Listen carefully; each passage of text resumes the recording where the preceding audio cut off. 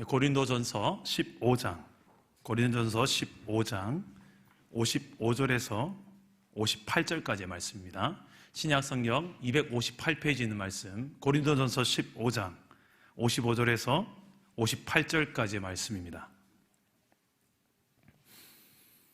고린도전서 15장 55절에서 58절까지의 말씀을 우리 다 같이 한 목소리로 읽겠습니다. 시작. 사망아, 너의 승리가 어디 있느냐? 사망아, 네가 쏘는 것이 어디 있느냐? 사망이 쏘는 것은 죄요, 죄의 권능은 율법이라. 우리 주 예수 그리스도로 말미암아 우리에게 승리를 주시는 하나님께 감사하노니, 그러므로 내 사랑하는 형제들아, 견실하며 흔들리지 말고 항상 주의 일에 더욱 힘쓰는 자들이 되라. 이는 너희 수고가 주 안에서 헛되지 않은 줄 알미라. 아멘. 오늘도 말씀으로 찾아오시는 주님 만나기를 축복합니다. 코로나 때문에 참 많이 힘드시죠? 계속 이렇게 오래 갈 줄 몰랐는데, 그래도 지금 어제 기사를 보니까 이제 확진자 숫자가 거의 없는, 이제 가끔 이제 한두 명 정도 나오는 상황인 것 같은데요.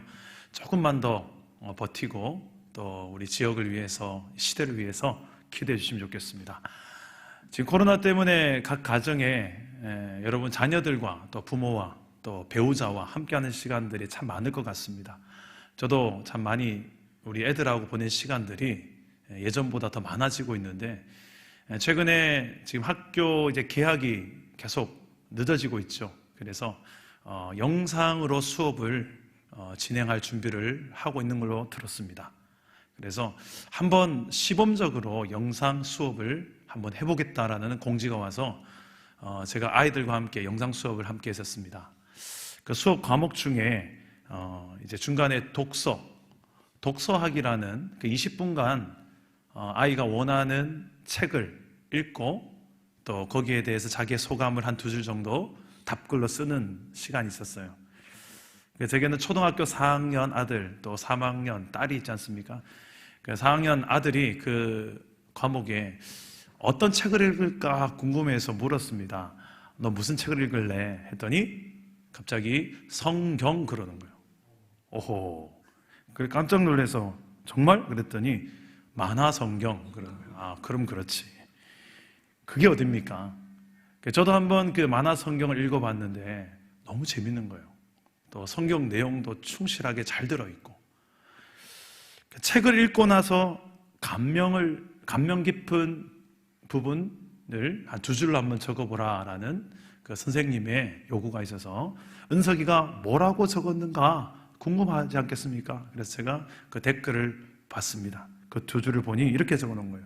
예수님을 죽이려고 했던 바울이 예수님의 제자가 된 것이 놀랐다. 끝. 그죠? 예수님을 죽이려고 했던 바울이 예수님의 제자가 된 것이 놀랐다. 저는 이 아들의 댓글이 놀랐습니다. 이 평소에 전혀 이런 모습이 아니거든요. 평소에는 그냥 개구쟁이, 놀기 좋아하는 제 어릴 때 모습을 어쩜 그렇게 닮았는지. 근데 가끔씩 저를 가끔 놀래켜요.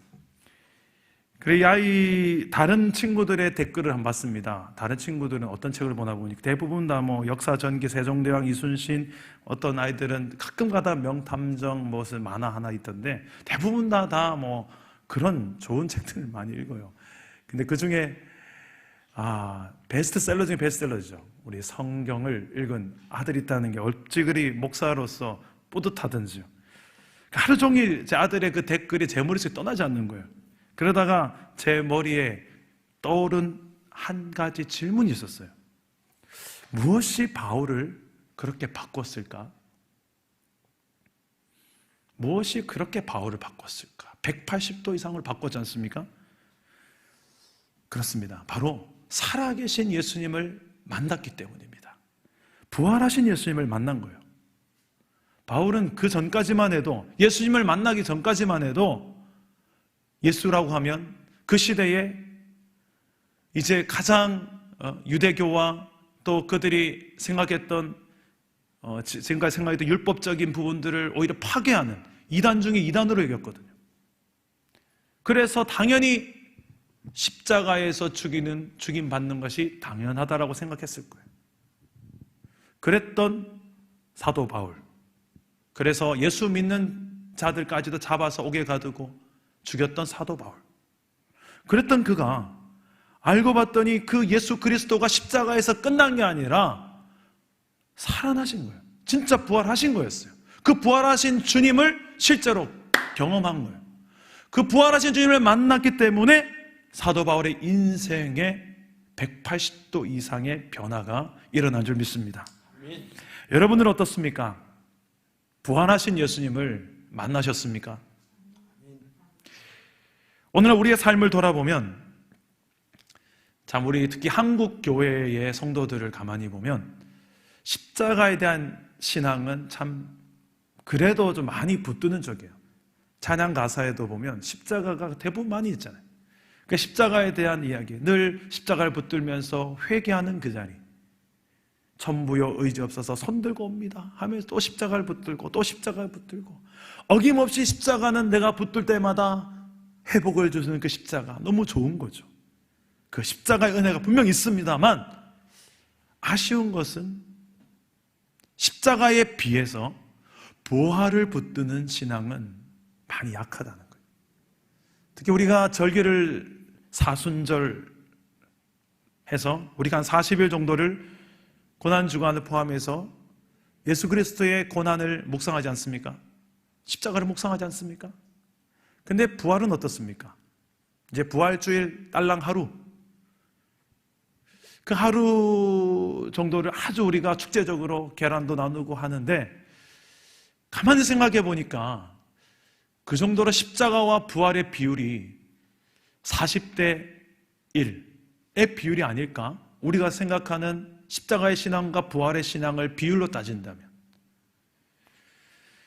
정말 제대로 된 온전한 균형 있는 신앙과는 십자가도 365일, 부활도 365일 이것인 줄 믿습니다.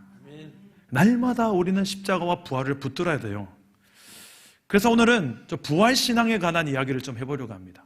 부활절이니까요. 이 부활에 대해서 가장 잘 기록해 놓은 성경이 어디냐? 부활장 하면 우리가 잘 알고 있듯이 고린도전서 15장이죠.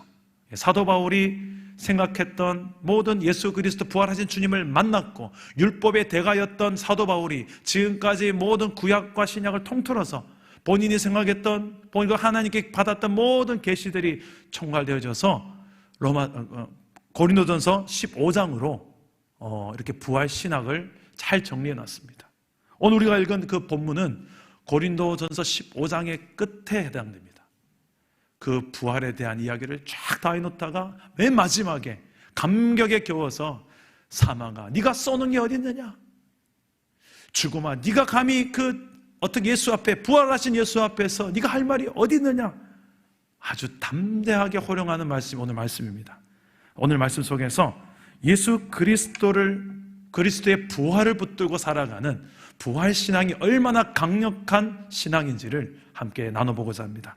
첫째로 부활 신앙은 예수의 부활을 사실로 믿는 신앙입니다. 따라서 해봅시다. 예수의 부활을 사실로 믿는 신앙.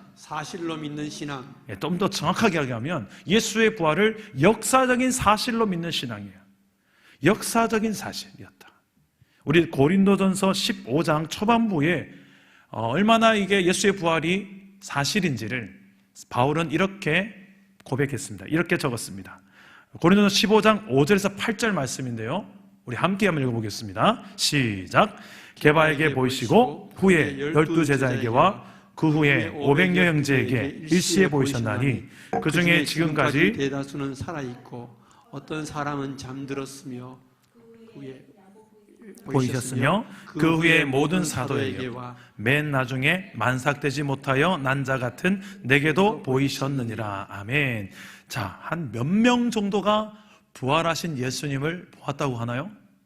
대략 500여 형제, 500명 이상입니다. 그것도 형제라고 하는 걸 봤을 때 그 당시에 여자와 아이들은 숫자를 세지 않았던 걸 감안해 봤을 때 거의 곱하기 3을 해야 됩니다. 그래서 3, 4 대충 한 2,000명 정도를 보면 될 것 같아요. 약 2,000명 이상, 그것도 일시에 보였다는 것은 동시간대에 예수님께서 나타났다는 거예요. 구약시대에 어떤 사건이 생겼을 때에 그 사건을 증거하기 위해서 증인이 필요할 때가 있었습니다. 그때 증인의 충족수는 바로 2-3명이었습니다. 2-3명만 있어도 충분했어요. 하물며 일시에 그 현장을 목격했던 사람이 2,000여 명이라면 그 당시에 유대 사회에 있어서 충분한 증인수였던 거예요. 넘쳤죠. 그런데 부활은 여러분, 이런 공식적으로, 이론적으로, 또 논리적으로, 변증적으로 아무리 다 설명해도 안 믿을 사람은 안 믿더라고요. 십자가도 마찬가지고 복음은 믿음의 영역인 줄 믿습니다. 아무리 많은 증인이 있다 하더라도 믿지 않는 사람들은 안 믿어요. 안 믿으려서 안 믿어요. 하지만 성경에 기록된 내용만으로도 우리는 충분히 부활을 믿을 수 있습니다. 사탄은 오늘날에도 예수의 십자가와 부활을 믿지 못하도록 수많은 영혼들의 마음을 회방하고 가로막고 있습니다. 여러 가지 과학적 이유를 제시하면서, 여러 가지 변증적 이야기를 제시하면서 예수의 부활이 그게 어떻게 사실이냐고, 그걸 어떻게 믿냐고. 마틴 루터가 1528년에 부활주일 설교 때에 4주에 걸쳐서 시리즈로 부활에 관한 이런 설교를 했습니다. 어떤 주제였냐면, 사탄은 어떻게 부활신앙을 방해하는가. 4가지가 있는데요. 첫째가, 사탄은 그리스도의 부활 자체를 방해했다. 부활 자체를 방해했다. 어떻게요? 돌로 무덤의 입구를 막고 군사들로 철통같이 지키면서 예수가 못 나오도록, 부활하지 못하도록 막았다. 둘째는, 사탄은 그리스도의 부활 전파를 방해했다. 예수가 부활한 것이 아니라 시신이 도난되었다라고 거짓 루머를 퍼뜨렸습니다. 그것도 그 당시 종교 지도자들이, 유대 지도자들이 그런 거짓 루머를 퍼뜨려가면서 부활이 제대로 전파되는 것을 방해했습니다. 세 번째로, 사탄은 그리스도의 부활을 믿지 못하도록 방해했습니다. 예언된 부활이었죠. 예수님께 살아계실 때 내가 십자가에 죽고 또 부활할 것이라고 몇 번이나 예언했습니까만 제자들은 믿지 않았어요. 그러나 부활하신 주님을 만난 다음에야 믿게 되었죠. 넷째로, 사단은 그리스도의 부활이 성도의 행함으로 연결되지 못하도록 방해했습니다. 행함이 없는 믿음, 죽은 믿음, 이런 피상적인 부활 신앙생활 속에서 아무런 능력 없이 살아가도록 하는 게 사단의 또 하나의 방해였다. 어떻게 해서든 부활만큼 막아야 된다, 어떻게 해서든 부활을 막아야 된다는 게 사단의 목표였어요. 예수의 부활은 막을 수 없었습니다. 그렇다면 뭘 막아야 돼요? 이제는 그 정보가 제대로 전달되지 못하게 하는 전달되는 것을 막아야 돼요. 왜곡시켜야 되겠죠. 그리고 못 듣게 해야 되겠죠. 들어도 못 믿게 해야 되겠죠.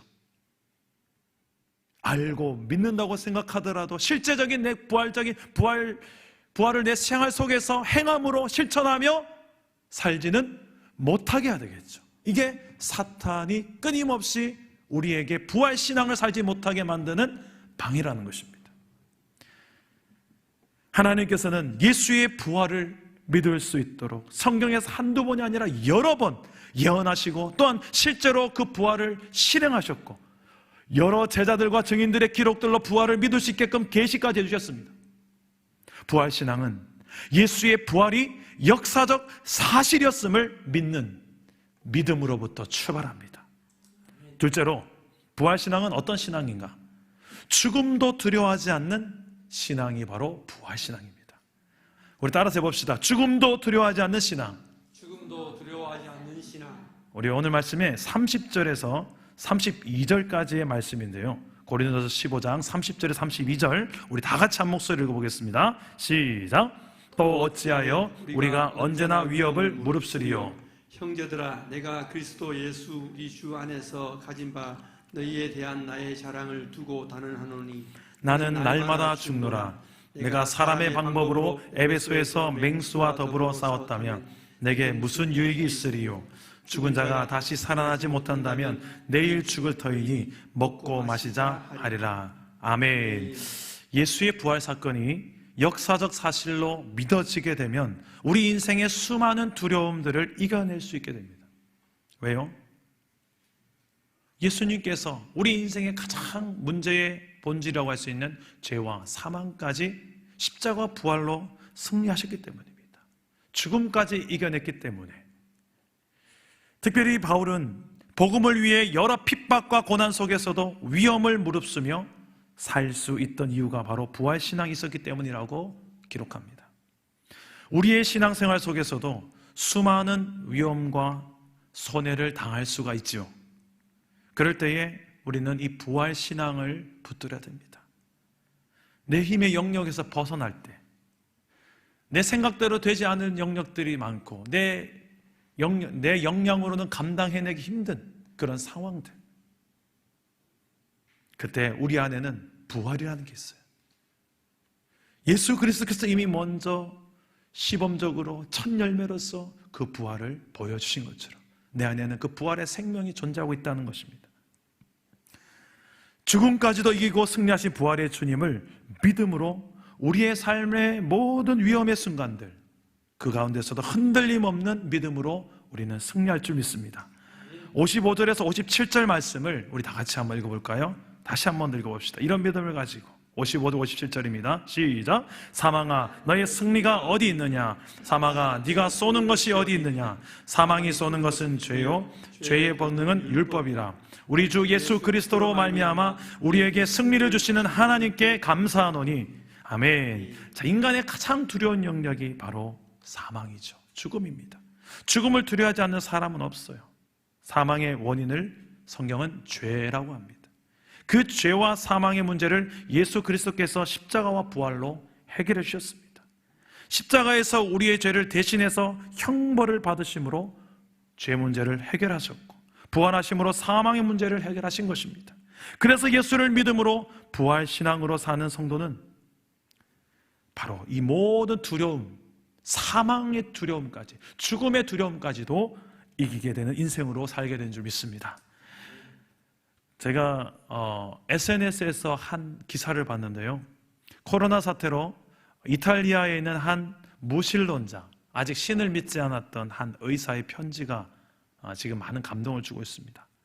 불과 2주 전까지만 해도 코로나가 그 이탈리아에 그렇게 많이 전염되기 전, 그 2주 전까지만 해도 부모가 교회에 가는 것에 대해서 못마땅하며 또 비웃었던 의사였습니다.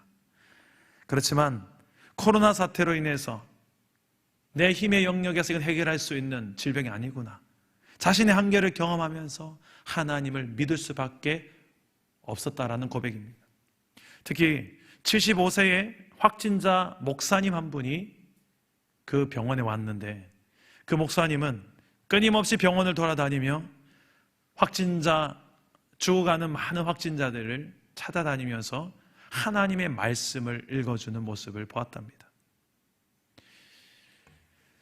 코로나 앞에서 인간의 내가 할 수 있는 한계, 그 한계 앞에서 내가 할 수 있는 게 없구나, 나도 이제 하나님께 도움을 구해야 되겠다는 생각을 하게 되었고, 주변에 자기와 함께 똑같이 무신론자였던 의사들과 함께 이런 이야기를 나누며 이렇게 변화되어진 자신의 모습을 서로가 신기해했다고 합니다.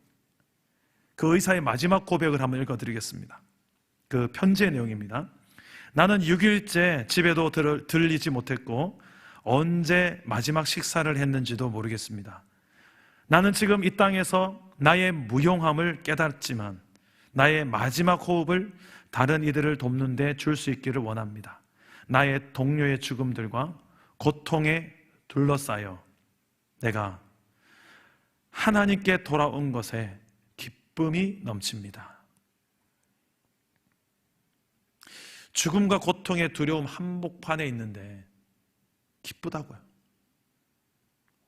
기쁨이 넘친다라고 고백할 수 있는 이유가 무엇이겠습니까?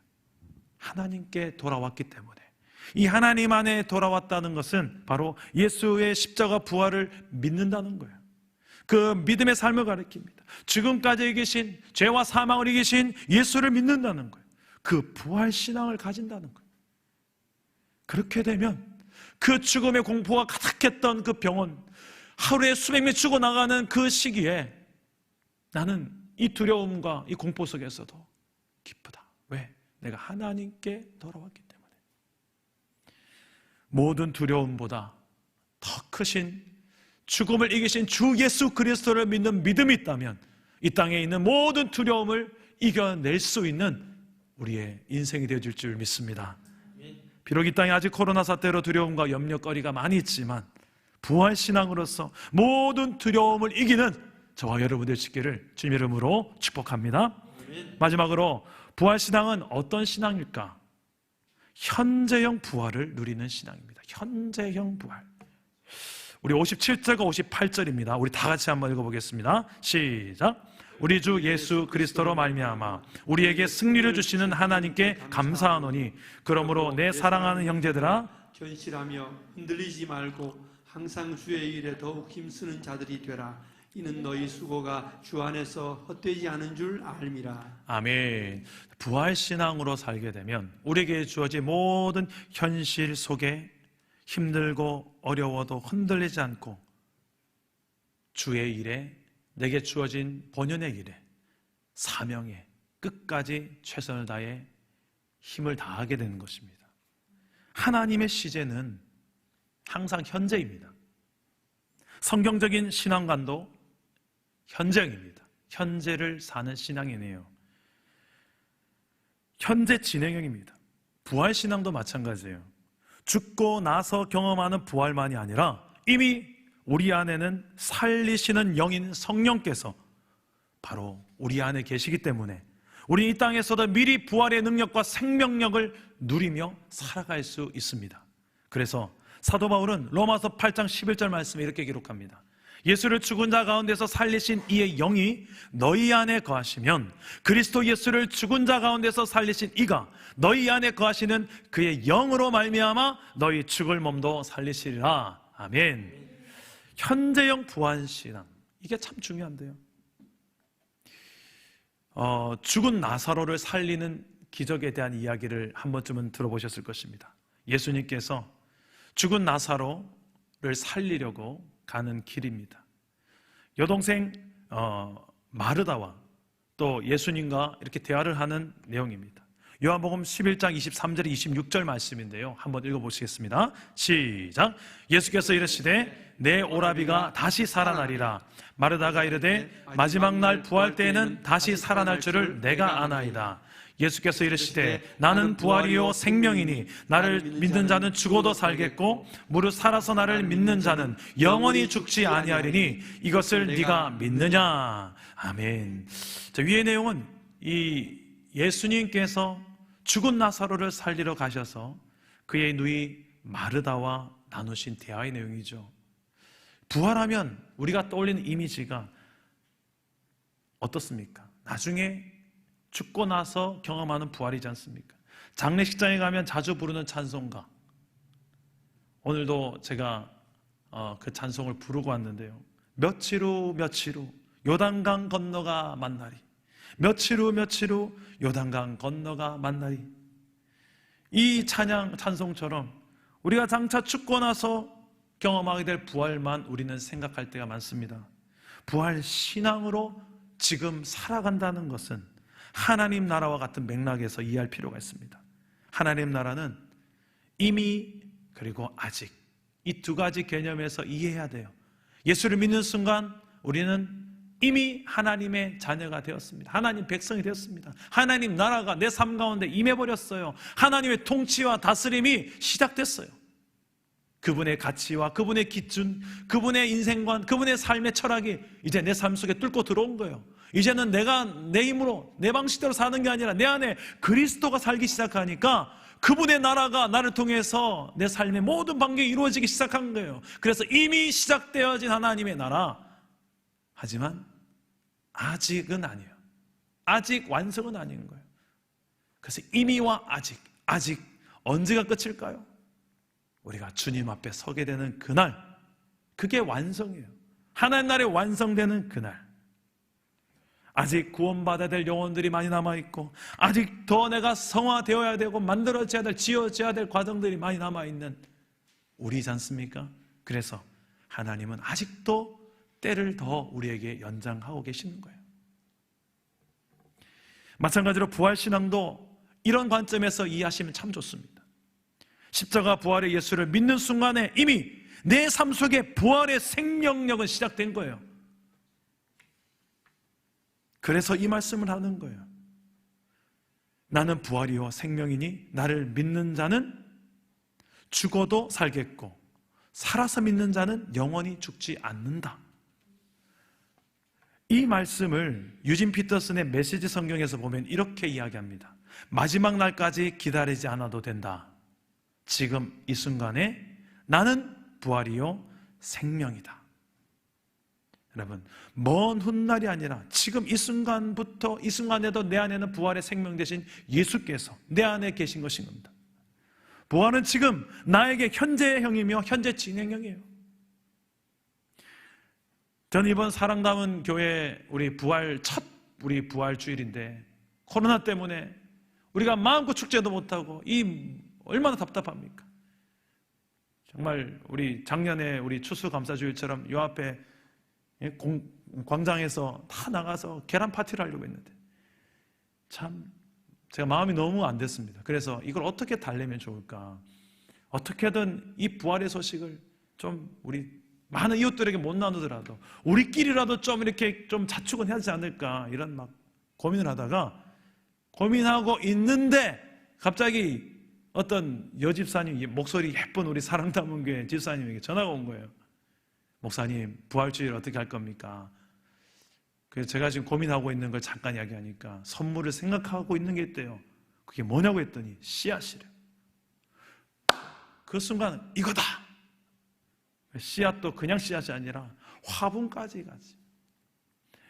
그래서 아주 멋진 씨앗을 담은 그 화분 봉투를 한 분에게 먼저 제가 권복순 지사님께 지난주 갖다 드렸어요. 인증샷도 찍고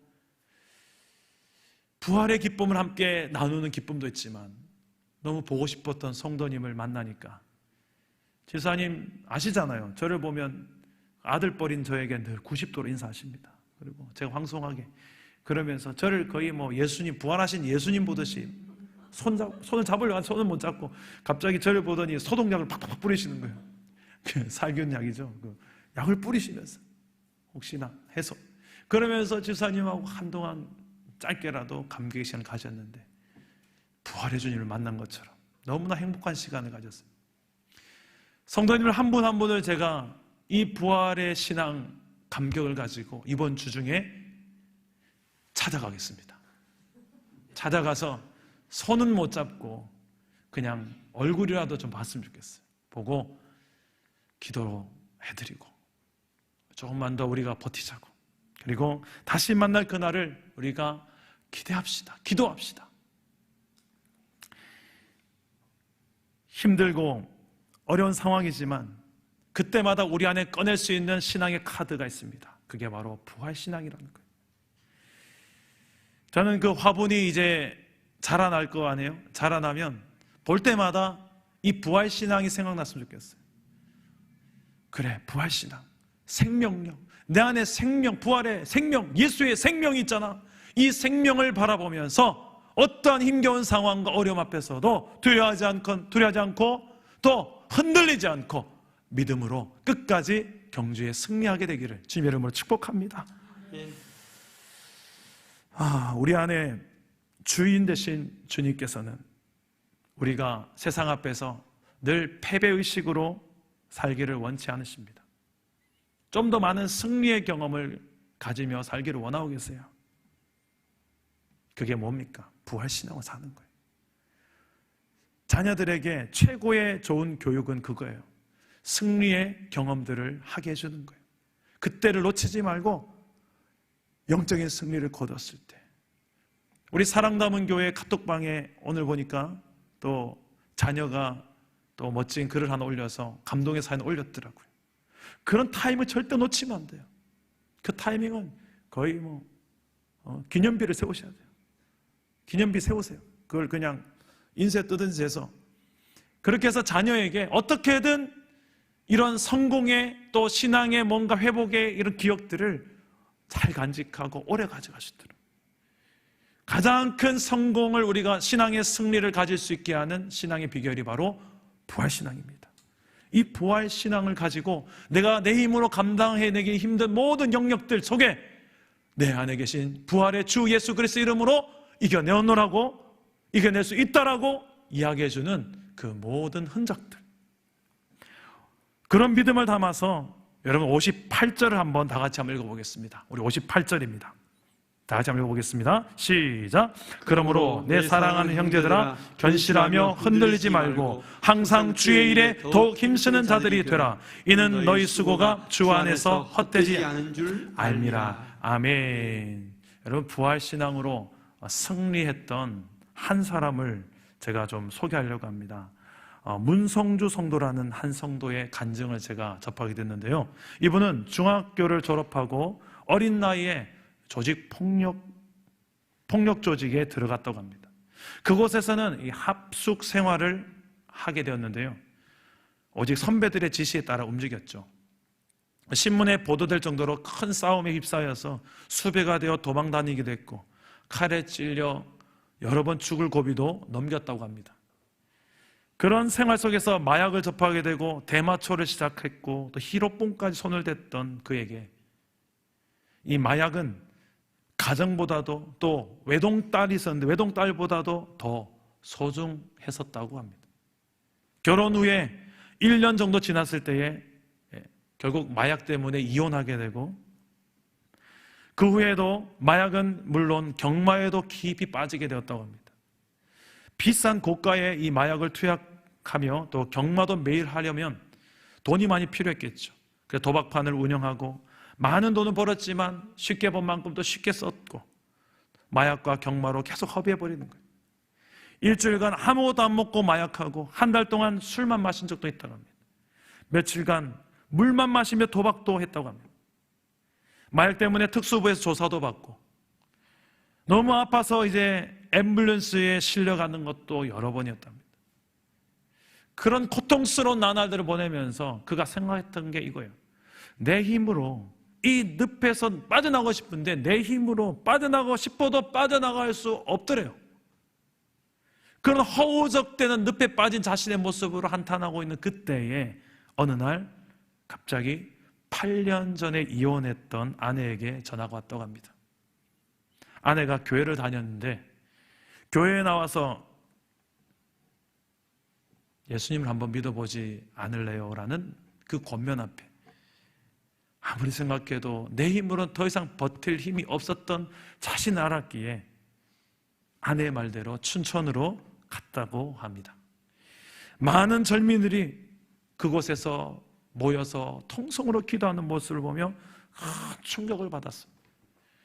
그리고 나도 저렇게 하나님 만나고 싶다라는 마음이 불일듯 일어나고 3개월간 춘천과 서울 오가면서 예배를 참석했다고 합니다. 기도할 줄도 모르고 말씀 내용도 잘 모르는데 어느 날 문득 내 귀에 들리는 한 단어, 회개라는 한 단어가 너무나도 강력하게 들려와서 그 순간 자신이 지은 죄에 대해서 너무나도 한순간의 필름처럼 너무나 많은 죄들이 떠올라서 회개해야 되겠구나, 회개하면 하나님 날 만나시겠구나 라는 생각이 들어서 한 달 넘게 눈물의 회개를 했다고 합니다. 그러나 그의 마음에 상쾌한 마음은 아니었다고요. 그러다 한 형제 입을 통해서 요한복음 16장에 죄에 대하여라 함은 저희가 나를 믿지 아니하미오라는 이 구절 앞에 깨달은 것이 있었대요. 내가 제일 크게 회개해야 될 것 한 가지 회개 안 했구나. 예수님을 믿지 않은 이 죄, 예수님을 거부했던 죄, 이걸 회개됐구나. 성령께서 이것을 비춰주는 순간 그동안 자신이 들어왔던 다 여러 말씀이 있지만 특별히 기억났던 말씀이 부활에 관한 말씀들이 계속 생각나는, 부활, 십자가에 죽으실 뿐만 아니라 부활하신 예수님에 대한 그 이야기가, 그 말씀들이 기억나더라는 거예요. 예수님의 부활로 모든 사람에게 믿을 만한 증거를 주셨다는 말씀, 제자들도 예수님이 살아나신 후에야 성경과 예수의 하신 말씀을 믿게 되었다는 사실, 입으로 주로 시인하고 부활하신 예수님을 마음으로 믿으면 구원을 얻는다는 말씀, 이 한 줄 한 줄이 연결되어지면서 자신의 마음에 믿어지더래요. 그 순간에 자신의 마음속에 하나님을 내가 만날 수 있다라는 확신이 들었답니다. 하나님 나라의 자녀가 되었다라는 확신이 들었대요. 드디어 예수님을 주인으로 믿고 영접기도까지 하게 되고 내 안에 모든 어둠이 떠나가고 그 순간에 말할 수 없는 기쁨과 평강이 마음을 주장하기 시작했습니다. 그리고 내가 지금까지 매였던 모든 중독을 끊게 되고 그 중독보다 더 큰 기쁨과 평화가 내 마음에 가득 임하게 되었다고 합니다. 그 후로 직장도 새로 주시고 가정이 회복되었다고 합니다. 지금도 시간만 나면 아직도 어둠 속에 있는 친구들에게 또 소년원에 있는 아이들을 찾아가서 부활의 복음을 전해준다고 해요.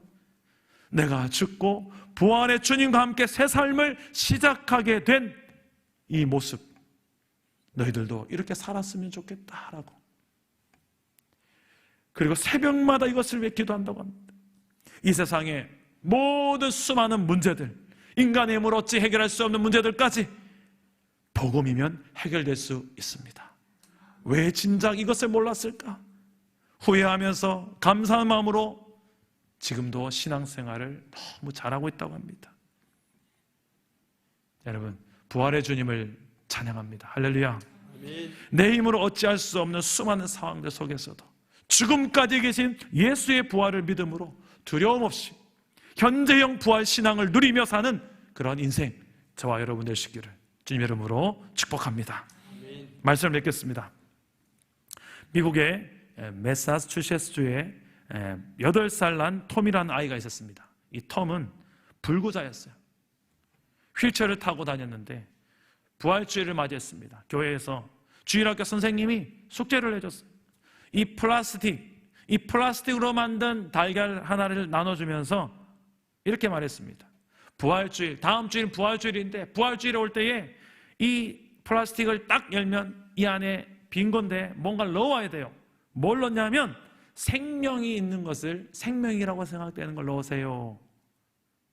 그랬더니 그 다음 주일 부활주일에 어떤 아이는 곤충을 넣은 아이도 있고 어떤 아이는 나뭇잎을 넣어 가지고 온 아이도 있고 어떤 아이는 벌레를 넣은 아이도 있었습니다. 그런데 이 톰은 빈 껍질 그대로 가져온 거예요.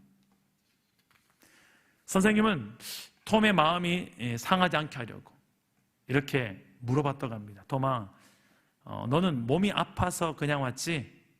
그렇지? 마음이 많이 아파서 그랬지? 라고 괜찮아. 그래도 이 말을 듣고 톰이 정색을 하고 이렇게 이야기했다고 합니다. 선생님, 나는 생각했어요. 빈 무덤이 생명인 것처럼 빈 달걀이 생명이에요.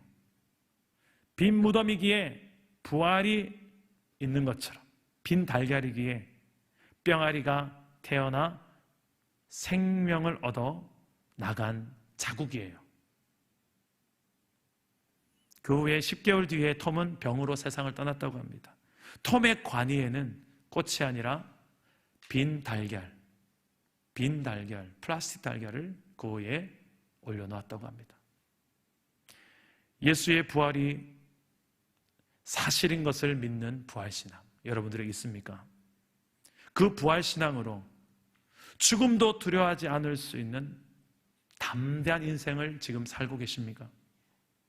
흔들림 없는 인생으로 현재형 부활신앙을 누리면서 내 안에 그 부활의 생명 되신 그 예수 그리스도를 날마다 교제하며 예배하며 누리며 살고 계십니까? 그리고 나아가서 내게 주어진 사명, 주어진 주의 일을 핑계대지 않고 환경 탓하지 않고 충성되게 감당하면서 걸어가고 계십니까? 정말 부활신앙으로 산다는 것은 이런 것입니다. 오늘 말씀 기억하시면서 진정한 부활신앙으로 이 힘든 시기도 거뜬하게 이겨내는 저와 여러분 되시기를 주 예수 이름으로 축복합니다. 우리 말씀 생각하면서 함께 찬양하기도 하겠습니다. 전능하신 나의 주 하나님은. 우리 가사를 생각하면서 찬양하겠습니다. 전능하신 나의 주 하나님이 능치 못하신 일 전혀 없네. 우리의 모든 간구도 우리의 모든 생각도 우리의 모든 꿈과 모든 소망도 신실하신 나의 주님, 신실하신 나의 주 하나님은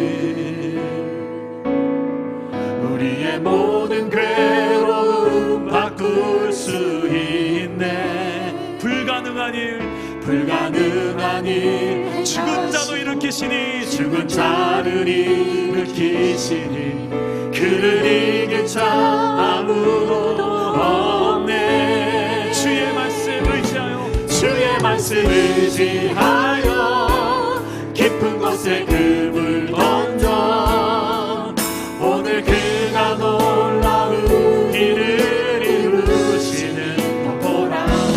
주의 말씀 의지하여 믿음으로 금을 던져 믿는 자에게 능치 못함 없네. 우리 한 번 더 고백합시다. 전능하신 나의 주 하나님은 능치 못함 없습니다. 능치 못하실 일 전혀 없네. 우리의 모든 간구도 우리의 모든 생각도 우리의 모든 꿈과 모든 소망도 신실하신 내 주님, 신실하신 나의 주 하나님은 우리의 모든 괴로움을 아십니다. 우리의 모든 괴로움 바꿀 수 있네. 불가능한 일 죽은 자도 일으키시네. 그를 이길 자 없습니다. 그를 이길 자 아무도 없네. 주의 말씀 의지하여 깊은 곳에 금을 던져 오늘 그가 놀라운 일을 이루시는 것 보라. 주의 말씀 의지하여 믿음으로 금을 던져 믿는 자에게 능치 못함 없네.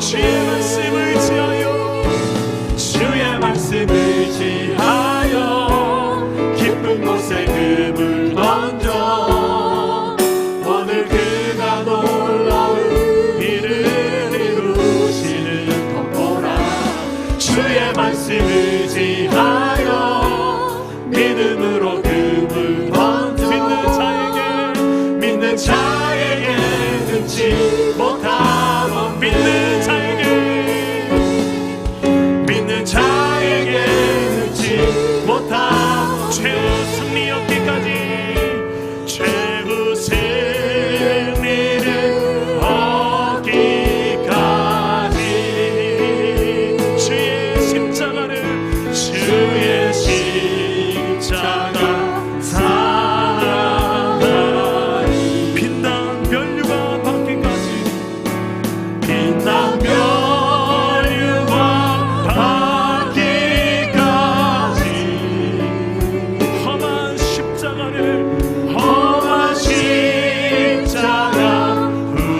붙들겠네. 우리 한 번 더 최후 승리 얻기까지 최후 승리를 얻기까지 주의 십자가 사랑하리. 아멘. 빛난 면류관 받기까지 험한 십자가 붙들겠네. 여러분 아멘이십니까? 우리 한번 기도합시다. 오늘 말씀을 붙들고 기도합시다. 부활신앙에 대해서 사도 바울은 이야기합니다. 예수 그리스도의 부활을 사실로 믿는 이 신앙, 죽음까지 계신 그 예수 그리스도의 부활을 믿는다면 죽음도 두려워하지 않는 삶을 살게 됩니다. 내 삶 속에 미래에 우리가 경험하게 될 부활만이 아니라 이미 내 안에 부활의 생명이 되시는 예수가 내 안에 계십니다. 나는 현재 진행형으로 이미 시작된 부활의 삶을 살아내야 됩니다.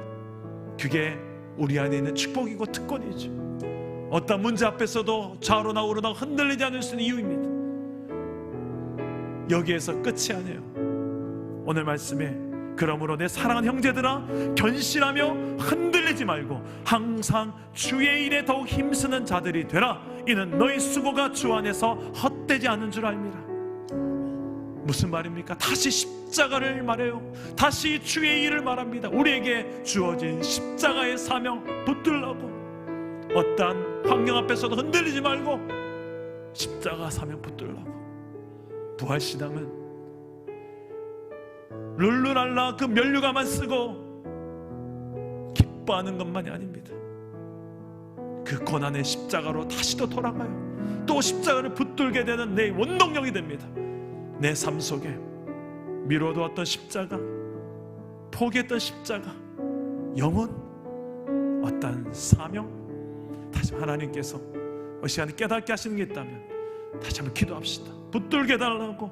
이것 붙들고 항상 주의 일에 더욱 힘쓰는 자로 충성된 영으로 주님 나를 부르시 그때까지 이 십자가 사명, 부활의 신앙 흔들리지 않고 살아갈 수 있는 주의 종 되게 하옵소서. 기도하시겠습니다. 기도합니다. 오 하나님 아버지, 우리를 사랑하셔서 아버지여 이 십자가를 알게 하시고 십자가의 예수 그리스도를 믿게 하신 하나님, 뿐만 아니라 하나님 아버지여 부활하신 주 예수 그리스도를 알게 하셔서 우리의 인생에 가장 하나님 문제의 본질인 죄와 사망까지도 이기신 예수 그리스도를 알게 하시고 믿게 하신 하나님께 감사를 드립니다.